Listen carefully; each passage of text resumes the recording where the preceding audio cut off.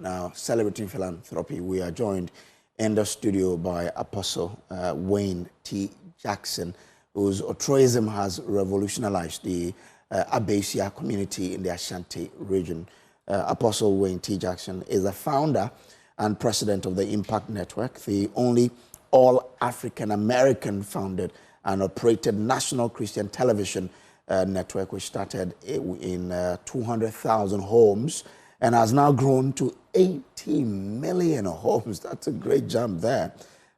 He is also the senior pastor of Great Faith Ministries International, located in Detroit, Michigan, and we're lucky to have him in studio here. Apostle, good morning, and thanks so much for joining us here. Thank you. Good morning. Back in Detroit, it's about 5 a.m. Oh, so 5 a.m. We try to catch up with Okay, so we're almost about 4 hours ahead of you. 5. Okay, it's 5 a.m. there. Yes, but it's almost 9 here. So yeah, we're about 4 hours. But great to have you here in Ghana. You know, Ghana has been described as a gateway to Africa. We are home. When it comes to our hospitality, is second to none. How do you find Ghana? How has Ghana been treating you since you came here? Oh my God, hospitality been great. It's been my 4th visit in the matter of a year. So 4 times visiting, we have been here back and forth, and we have been treated so well. Okay, okay. You love what we are doing to you in Ghana. Well, I wouldn't have came back.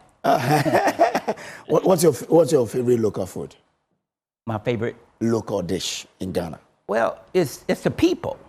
Ah, the people. Okay. And the people are just so nice, and it's so welcoming when you come here and see the greeting of the people, and the people are just so warm, and it's just amazing. It's different than America. Okay, right then. But it's interesting you've been in this country 4 times in just a year. What are you and your beautiful wife doing in Ghana? What have you been up to here in this country? Well, the first time I came to visit in Abusua, the mountain, a prayer mountain, and I heard so much about it. I've had some prophets from Ghana minister in Michigan, Detroit, at our ministry and on our network, and I heard so much about this prayer mountain in Abusua, and so I wanted to come and visit, to go on the mountain to pray.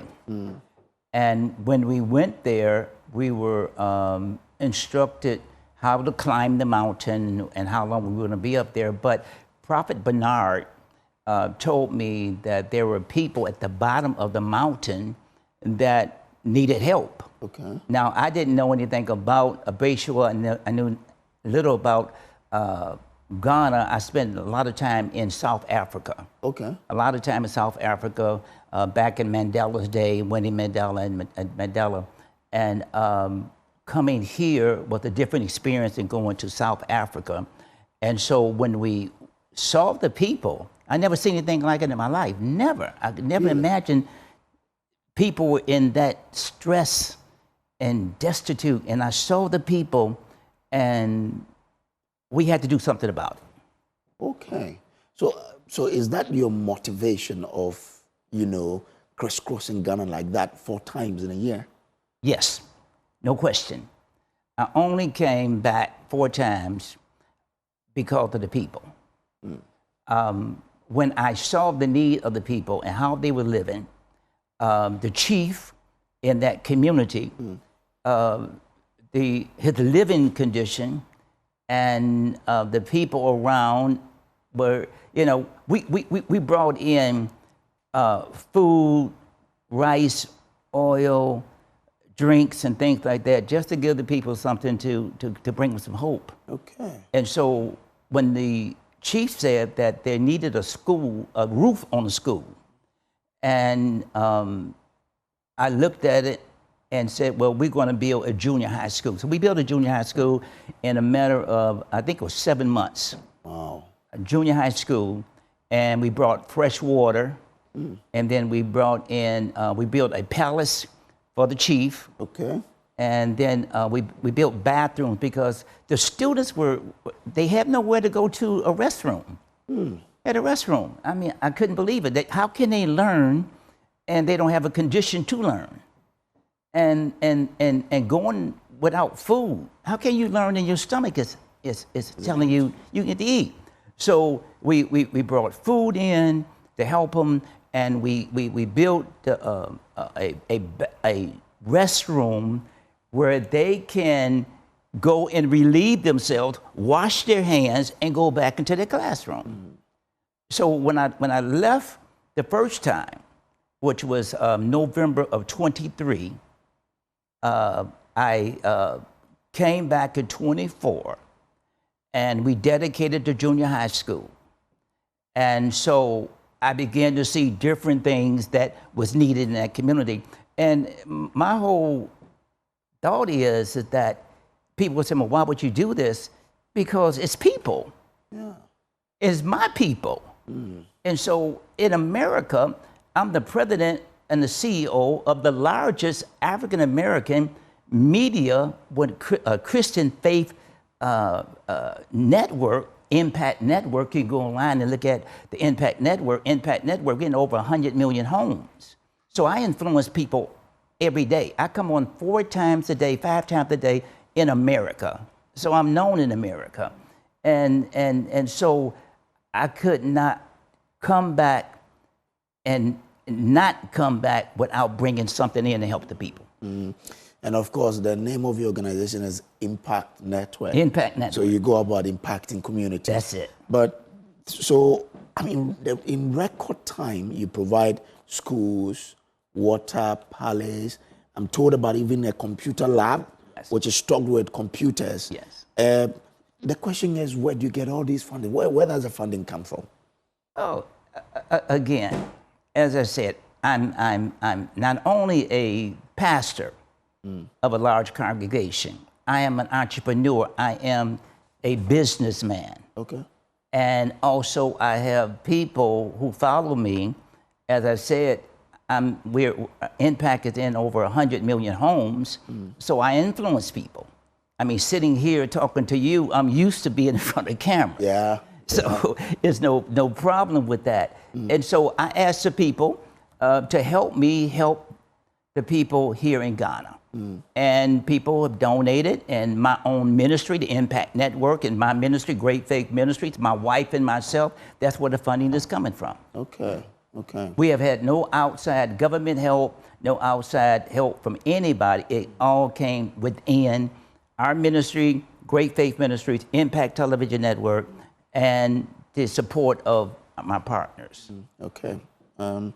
May God bless you and bless your partners as well for what you're doing. Thank you. But is it just because of the people? What kind of benefit do you get from doing the things you do? Let me tell you the kind of benefit I get.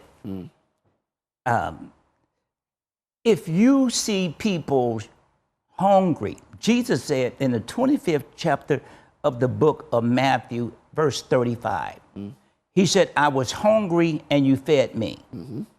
I was thirsty and you gave me drink. I was a stranger and you took me in. He said, I was in prison and you visited me. I was sick and you came to me. He said, but when did we see you hungry, thirsty, naked, a stranger? He said, as much as you do it to the least of the little ones, you have done it unto me. So my motivation is doing the work of Jesus. How many cars can I drive? How many mansions can I live in? How much gold can I have a big place in America. I can't live in all of them at the same time. Yeah. I can't drive all my cars at the same time. I can't wear the gold that I have. So what am I going to do with it? I'm going to help somebody else. So your question was, what is it benefiting me? A dark soul will see someone in need. And a dark soul say, so what? It's about me. But a soul that is in touch with humanity my voice would be worthless as a preacher if I didn't help others. If I prophesied, if I got up there and hollered at you and did not see your need. See, Jesus went to the people. People say, well, why don't you go to a more affluent area? Because if Jesus was walking on the face of the earth today, he would go to the poorest of the poor. Jesus didn't hang out in the palaces. He hung out with those who need it. And so a soul that is alive will see your need and reach out to you and make your life better. That's what it's all about. A dark soul cares nothing about no one but himself. If you hit a dog on the side of the street, you would have compassion for that dog. If you see a child begging, I've never seen anything like this in my life. What benefits me? You know what? Because when I feel good, when I help others, I'm not bringing light. These children never seen a computer. We're here today because in this community, they needed education. Jesus invested in people. So when you look at people and children who, and we got the best too. We didn't bring anything. Someone say, well, it's a village. You don't have to have that much professionalism. I say, no. We're going to bring the best. They got air conditioning. In the computer center, there's an air conditioning. Interesting. Air conditioning. We have high-tech computers. We bought 60 computers to allow the children of Ghana to be able to touch the world. Without a computer, how can you communicate? You may have the next president in that school. So if I can bring light and let you know that God cares about you and bring your consciousness, because if I get your consciousness where it's supposed to go, it makes no difference that you're white or black, because we're God's children. It's about the investment in people. So you're living the word of Christ, who says, if you do for your neighbor, you do for me. That's right. And on that day, I'll ask you, when your neighbor was hungry, when I was hungry, you didn't do for me because your neighbor was hungry, you didn't. Interesting. I said all of these beautiful things you've done. And I asked myself, okay, so you've built a computer lab, teachers, you want to put up a teacher's quarters, you built palace, a classroom, and what have you. What is next for the Jackson Foundation that you founded? Well, the Jackson Foundation, what we want to do is, first of all, the teachers, because I'm learning about Ghana, I'm learning about the village.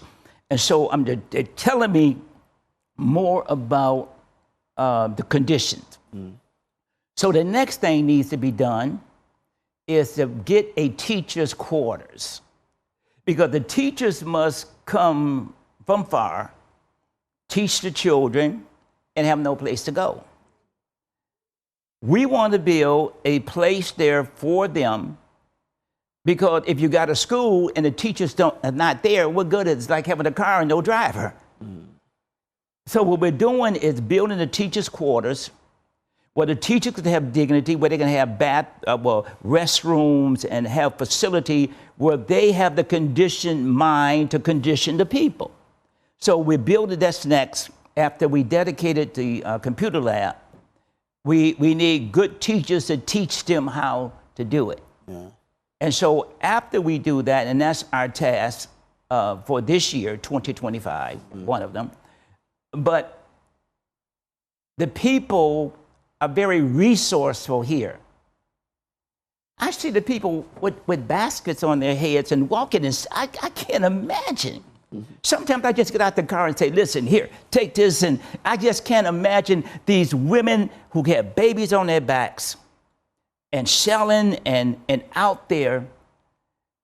They're very resourceful. Give them tools. If we can give a person the tools, then they're going to do it for themselves, because I see it out there every day. So let's build commerce. Let's look at that mountain. And I've been talking with the Paramount Chief.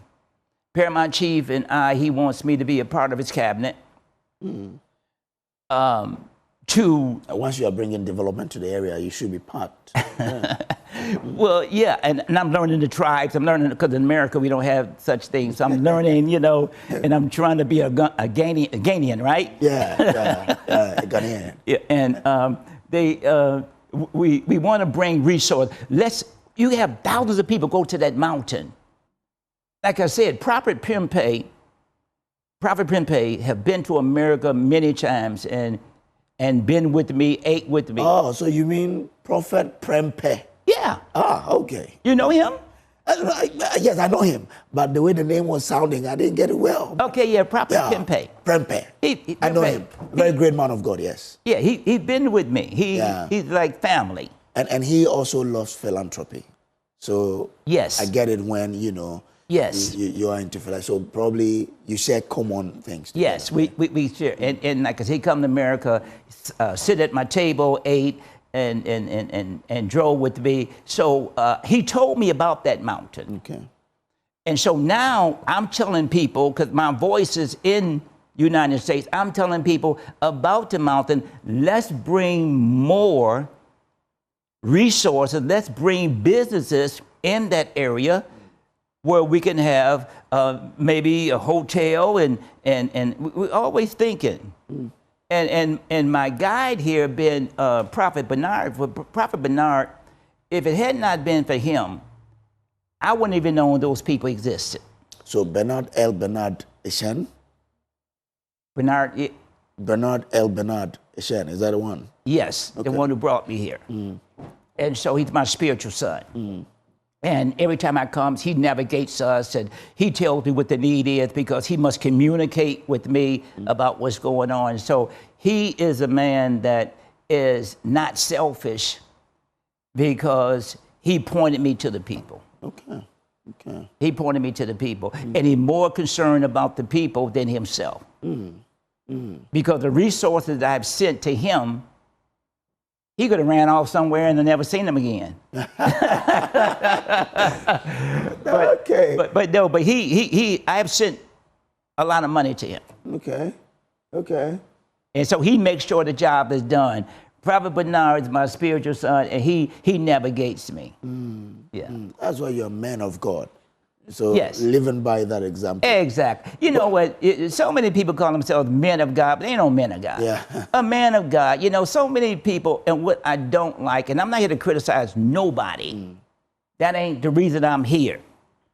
I'm here to say, Jesus said this. He said, you will know the tree by the fruit it bears. So you can call yourself a man of God, and you can call yourself whatever. But if I'm looking at your tree and seeing your fruit, and your fruit is telling me different. You tell me that's an apple tree, but I'm seeing something else. You want me to believe a lie? Okay. But so, in terms of, you say you see women carrying things on their head whilst carrying their babies. Has there been plans to set up, say, or help some people to set up businesses? Yes. So they could, you know, take care of the things you're doing? Yes. Because you can't always be there for them. They have to then support the things, or take care of the things they're doing. So are there plans like that, or have you even begun already? Well, I'm getting together, and I said, the 4 times I came, I was focused in on certain projects. Okay. When I saw the chief living in conditions, and when I sat down to meet him, it was so unbearable, I couldn't even hardly stand it. Okay. I couldn't stand it. And so they said the chief needed a place. So we built him a palace in about 7 months. So don't tell me what you can't do. If I came over from America in 7 months, brought fresh water, by the grace of God, because it's not about me, it's about people who are willing to help people. Yeah. So now you have the chief in the palace, living good. You have water in the community. You have restroom for the children to go and relieve themselves. Yeah. And now you have this big library that I dedicated in the name of my father. Okay. Horace Jackson.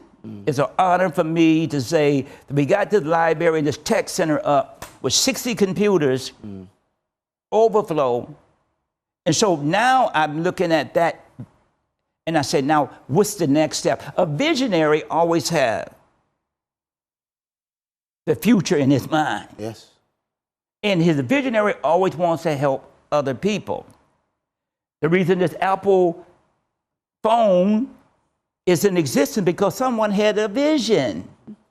He was thinking beyond what was there. We always think beyond what was there. Now in America, there was no, America has 40-something million African people descent. We had no black, we had white, and we had other TV networks, faith TV networks. We're very spiritual people, you know that. We're very spiritual people. Yeah. Because we had to believe God. Even slavery, we had to believe God for our deliverance. And everyone, and I ain't knocking nobody, because whatever you do, that's on you.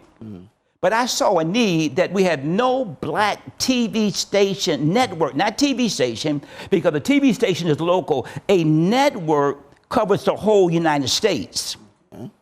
Like a CNN or a Fox, those are TV networks. And so we started the first one in America. The first black man. Because what? I had a vision. And the vision was that out of 40-something million African Americans in the United States of America, and we have no representation, I have to go to someone else to ask, and you got some powerful preachers in America. But we had to always go to the other person to ask for permission to have our gospel preached. But now, African Americans got a place, they can go to Impact Network. Okay. I make movies, we produce movies, and we produce entertainment, because we must control what our people hear and what our people see. Because if I'm always looking at a man who called himself Jesus and he's white, Jesus wasn't white. Okay. I'm just talking now. Yes. You asked me to come on, and I'm going to speak the truth. And so if I'm looking at a white man saying that he's Jesus, I'm going to feel inferior.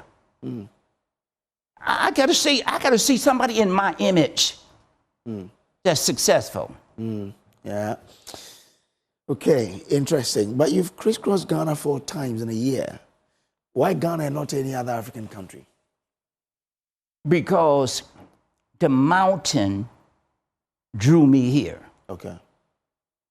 As I said, I spent time in South Africa, years in South Africa, and I thought I was not coming back to Africa at all. Okay. A prophet told me you're going back to Africa. I had no interest in going back to Africa. Oh. I was too busy, business and things I'm doing in America.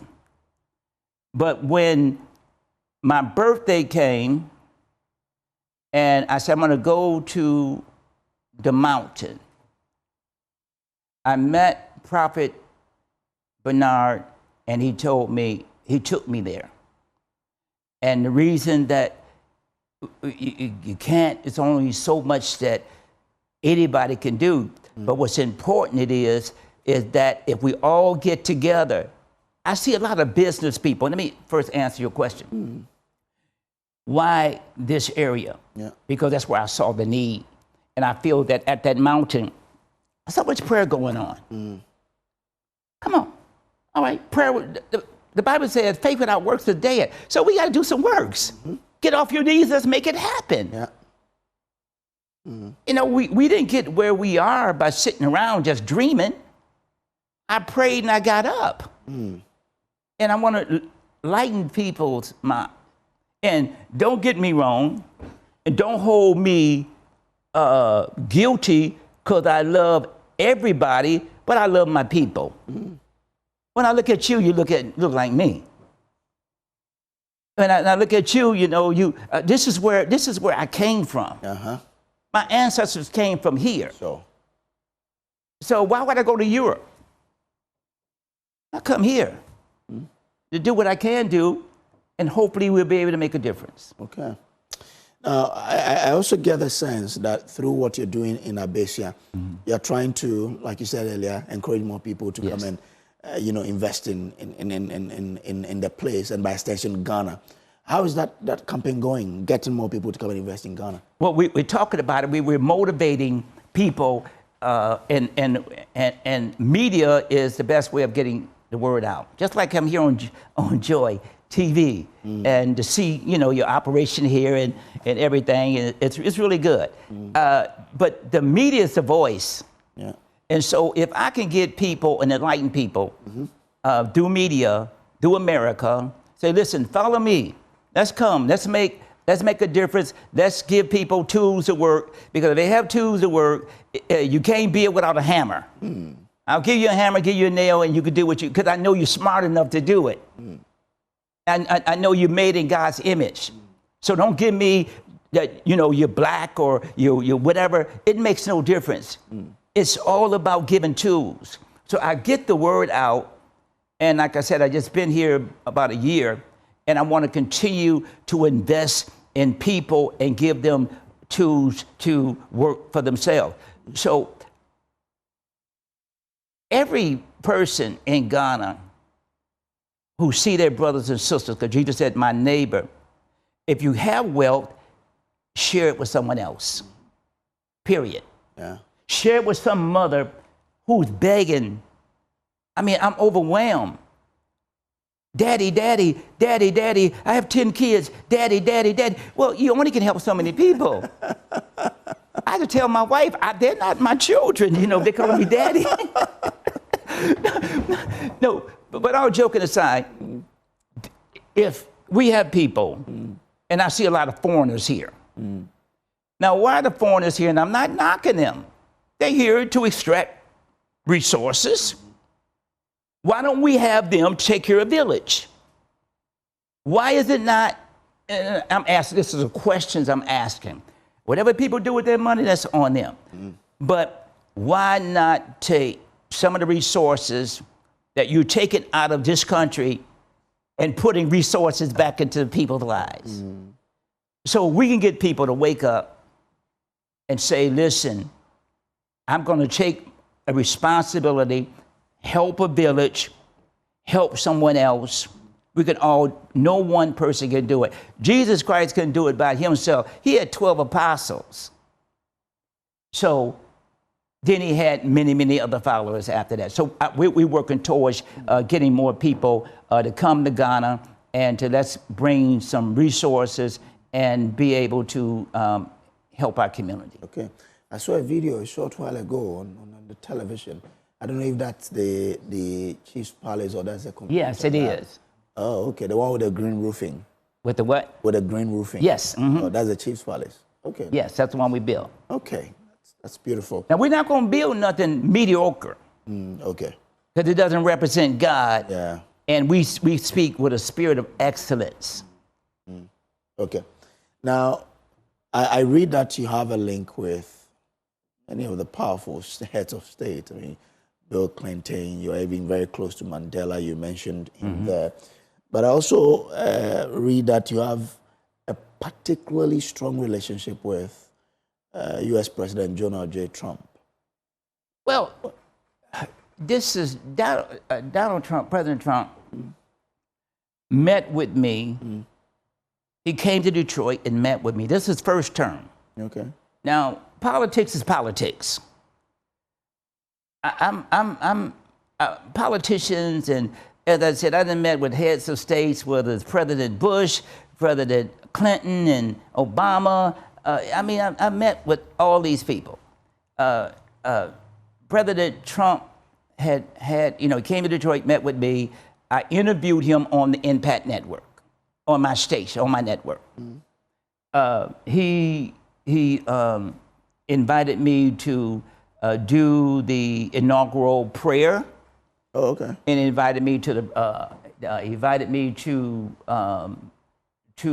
his Christmas dinner. I prayed for he and his wife, as you can see on the screen. You know, I Okay. yeah, I mean, there he is right there. Yeah, I met with all of them. I'm the one that gave the last words at the inauguration, and that was the first one. Okay. And they have one. They show it there. There I am praying for he and his wife. Oh, okay. At the White House. Ah, interesting. Then let me ask you this question. Sure.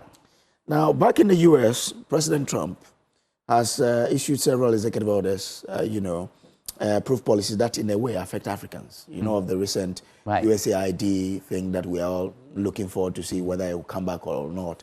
And these affect Africans directly, including Ghanaians. What do you make of that? Because he is your friend and he is But you keep saying he's my friend. He's a politician. Well, but you and I are a politician. But he's a politician. I have met with all kinds of heads of state.